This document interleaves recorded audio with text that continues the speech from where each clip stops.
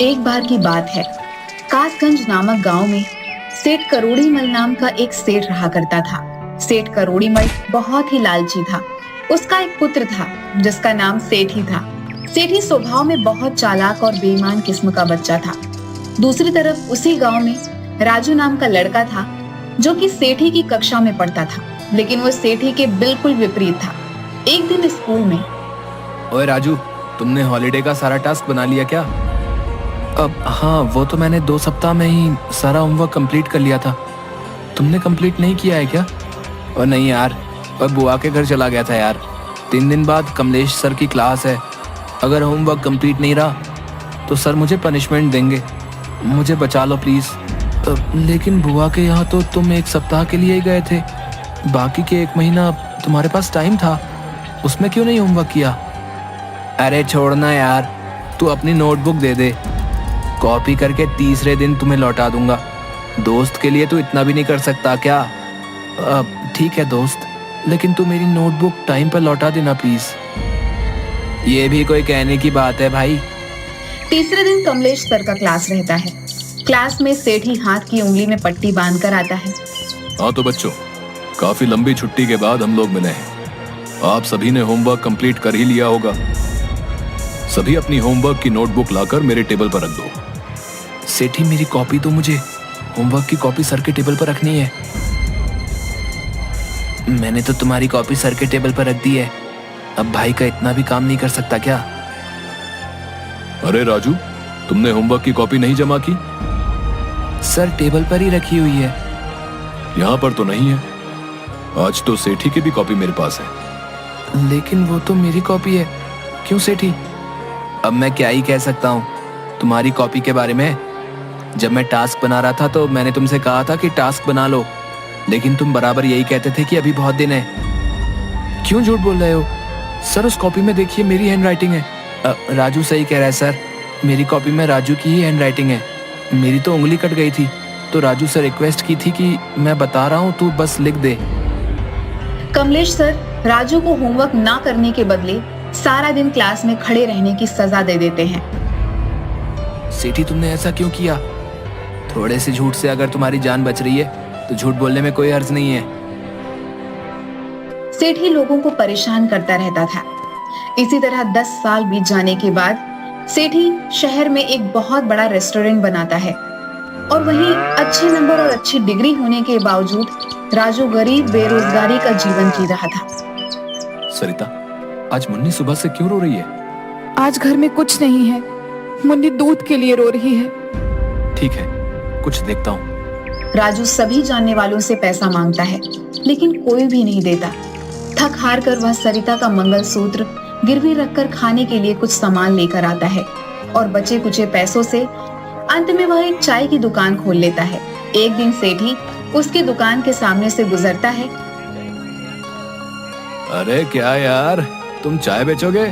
हम लोग एक ही स्कूल में पढ़े हैं, सब क्या कहेंगे भाई? झूठ, फरेब, बेईमानी, मक्कारी की हलवा पूरी से कहीं अच्छा ईमानदारी से चाय बेचकर सूखी रोटी खाकर चैन की नींद सोना कहीं अच्छा है। हाँ तो भाई ठीक है, फिर रहो झोपड़ी में रूखी सूखी खाकर, और क्या। मुझे देखो, मेरे पास आज बंगला है, गाड़ी है, बैंक बैलेंस है, सब है। धीरे धीरे राजू की चाय की गुमटी बड़ी होकर कॉफी हाउस रेस्टोरेंट में बदल जाती है। उसका टेस्टी चाय, कड़ी मेहनत, मधुर व्यवहार और ईमानदारी के कारण हमेशा कॉफी हाउस फुल रहा करती थी। उधर सेठी का दोस्त चंदन, जो शहर का सबसे बड़ा सेठ हरीलाल का बेटा था, एक दिन सेठी के रेस्टोरेंट में खाना खा रहा था। रेस्टोरेंट में तो बहुत अच्छा खाना बनाया तूने। मेरे पास एक आइडिया है, पहाड़ी के ऊपर 5 स्टार रेस्टोरेंट खोलने का। 20 लाख रुपए के प्रोजेक्ट में 5 लाख का इंतजाम हो गया है। आइडिया तो बहुत अच्छा है। 15 लाख में लगाऊंगा। प्रॉफिट कितना मिलेगा मुझे? तो मेरा दोस्त है इसलिए 25% प्रॉफिट में मिलेगा। ठीक है, कल मैं तुम्हें कैश 15 लाख दे दूंगा, कागज तुम बनवा लो। क्या यार, जब दोस्त के साथ कागज पर डील करनी पड़े तो फिर दोस्ती कैसी? भाई, अगर तुझे मुझ पर शक है तो प्लीज मुझे नहीं चाहिए तेरा पैसा। इस तरह इमोशनल बातों से बिना पेपर के डील चंदन सेठी से 15 लाख रुपए ऐंठ लेता है। 2 साल बाद चंदन को पता चलता है कि उस तरह का कोई प्रोजेक्ट था ही नहीं। सेठी, तूने फर्जी प्रोजेक्ट के नाम पर मुझसे 15 लाख जो लिए हैं ना, वो वापस कर। अरे कौन सा प्रोजेक्ट, कैसा पैसा और किसका पैसा? कोई कागज या बैंक रिसीट है तो दिखाओ भैया। देख सेठी, मैंने पहाड़ी में रेस्टोरेंट के लिए तुम्हें 15 लाख कैश दिए थे। तुमने ही कहा था कि दोस्तों के बीच कागज का क्या काम। इस तरह कागज के अभाव में चंदन सेठी से 15 लाख रुपए हड़प लेता है। एक दिन इनकम टैक्स वाले छापा मारते हैं और टैक्स चोरी के आरोप में सेठी का दुकान सीज कर दिया जाता है। जल्द ही सेठी कंगाल हो जाता है। एक दिन राजू के कॉफी हाउस में, राजू भाई, आज मैं कंगाल हो गया हूँ, प्लीज मेरी मदद कर दो। मुझे फिर से बिजनेस करने के लिए पूंजी चाहिए। मैं जल्दी ही तुम्हारा पैसा लौटा दूंगा। ठीक है, मैं तुम्हें लोन दूंगा, लेकिन इस बार ईमानदारी और मेहनत से काम करना होगा। राजू से पैसा लेकर सेठी उसी के कॉफी हाउस के सामने अपना कॉफी हाउस भी खोल देता है। सेठी राजू के कैफे को कॉम्पिटिटर मानकर उसके कैफे को तरह तरह से बदनाम करने की कोशिश करने लगता है। अरिया, ये ले फेविक्विक और जा राजू के कॉफी हाउस में 2-2 बूंद सभी कुर्सी पर गिरा करा। जा। जैसे ही राजू का कॉफी हाउस ओपन होता है, लोगों की भीड़ लग जाती है। मौका देकर हरिया सभी की कुर्सी पर फेविक्विक डालकर आ जाता है। हाँ मालिक, जैसा आपने कहा था वैसा ही करके आया हूँ। शाबाश, अब आएगा मजा। बहुत ईमानदारी और मेहनत का पाठ पढ़ाता है। अब देखता हूँ तेरा कॉफी हाउस कैसे चलता है। उधर फेविक्विक लगी हुई कुर्सी पर बैठने से सभी कस्टमर का पैंट चिपक जाता है। उठते समय उनके पैंट फट जाते हैं। पूरे कॉफी हाउस में हंगामा खड़ा हो जाता है। राजू को कुछ भी समझ नहीं आता कि यह सब कैसे हुआ, लेकिन तुरंत ही वह अपने बुद्धि विवेक से काम लेता हुआ अनाउंस करता है कि प्लीज शांति बनाए रखें। पता नहीं ये किसकी हरकत है, लेकिन राजू कॉफी हाउस आप सभी कस्टमर्स को माफी के तौर पर एक नई जीन्स आधे घंटे के अंदर आपको प्रोवाइड करवा रही है। हमारी ओर से हुई असुविधा के लिए आपसे क्षमा चाहते हैं। अरे क्या हुआ राजू, तुम्हारी दुकान पर हो रहे हंगामे को सुनकर मैं दौड़ा हुआ आया। देखो ना दोस्त, किसी ने कॉफी हाउस की कुर्सी में फेविक्विक लगा दिया है। भाई, तुम्हारे कस्टमर तो बहुत सीधे हैं जो एक जीन्स पर मान गए। मैं होता तो तुम पर कंज्यूमर कोर्ट में केस कर देता।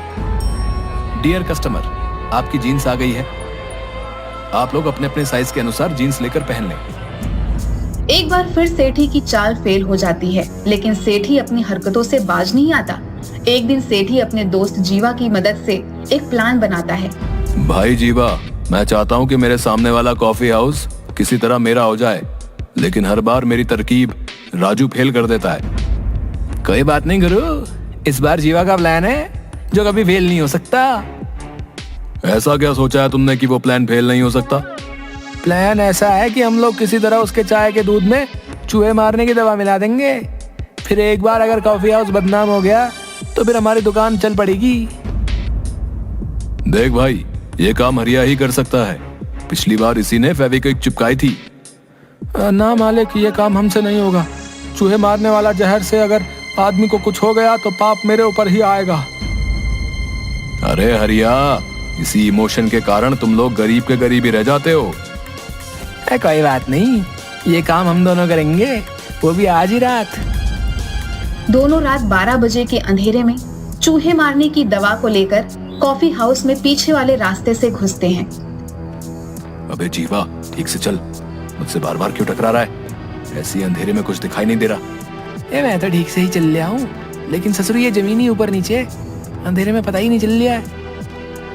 तभी जीवा के पैर के नीचे एक छुछुंदर आ जाता है और अनबैलेंस होकर सेठी के ऊपर गिर जाता है। सारे चूहे मारने वाली दवा सेठी और जीवा के चेहरे पर गिर जाती है। थू थू थू। अबे जीवा, तुम्हें कितनी बार कहा कि ठीक से चल, आखिर तूने मुझे गिरा ही दिया। अब ये पाउडर क्या है रे? थू, थू, थू, थू। ये चूहे मारने वाली दवा मेरे चेहरे पर गिर गई। चलो भागो यहाँ से, भागो यहाँ से। थू थू थू थू। भाई, मुझे कुछ दिखाई नहीं दे रहा है। मेरी आंखों में शायद ये दवा चली गई है। साला छछुंदर सारा खेल बिगाड़ गया। मार डाला रे। अब मेरे हाथों पर क्यों चढ़ा है तू? ये मेरा हाथ है, छछुंदर नहीं, जो बार बार लातों से मारे जा रहा है। मुझे क्या पता यार, मुझे तो कुछ दिखाई नहीं दे रहा है कि ससुरा छछुंदर कहाँ है और तेरा हाथ कहाँ है।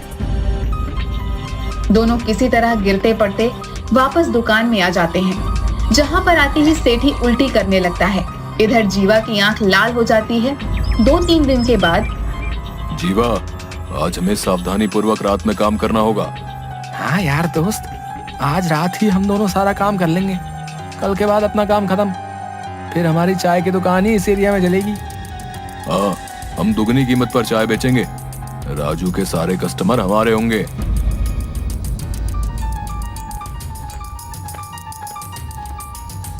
दोनों रात को फिर से राजू की दुकान पर जाते हैं और दूध में चूहे मारने वाली दवा मिलाकर वापस आ जाते हैं। कालू, जल्दी से सारा टेबल कुर्सी साफ कर दे। देखना कि कहीं कोई चिपकने वाला पदार्थ, फेविक्विक या च्युइंगम कुर्सी या टेबल पर ना लगाओ। आज संडे, वैसे भी कॉफी हाउस में भीड़ ज्यादा होगी। जी मालिक, उस दिन की फेविक्विक की घटना के बाद से मैं एक एक कुर्सी और टेबल को अच्छी तरह साफ करता हूँ। उसकी चिंता मत कर तू, केवल मन लगाकर साफ सफाई कर ले। उस दिन के बाद मैंने कॉफी हाउस में सीसीटीवी लगवा दिया है। दूसरे दिन सुबह, संडे होने के कारण राजू के कॉफी हाउस में आज तुरंत ही हाउसफुल हो जाता है। सभी को कॉफी चाय दी जाती है, लेकिन कुछ ही देर में कस्टमर उल्टी करने लग जाते हैं। पूरे कॉफी हाउस में हाहाकार मच जाता है। मालिक, सभी कस्टमर उल्टी कर रहे हैं। कुछ तो गड़बड़ है चाय में, सीसीटीवी फुटेज देखनी होगी। इसी बीच सेठी पुलिस को फोन कर देता है। राजू को पकड़कर पुलिस ले जाने लगती है। 1 मिनट इंस्पेक्टर, जरा सीसीटीवी में देख लो कि किसने ये काम किया है। तभी सीसीटीवी फुटेज से पता चलता है कि सेठी और जीवा दोनों ने रात में आकर यहाँ पर कुछ मिलाया था। पुलिस जब उन दोनों को पकड़कर डंडे से मारती है, जीवा पुलिस को सारी बात बता देता है कि उसने सेठी के कहने पर दूध में चूहे मारने वाली दवा मिलाई थी। दोनों को पुलिस हिरासत में लेकर चली जाती है।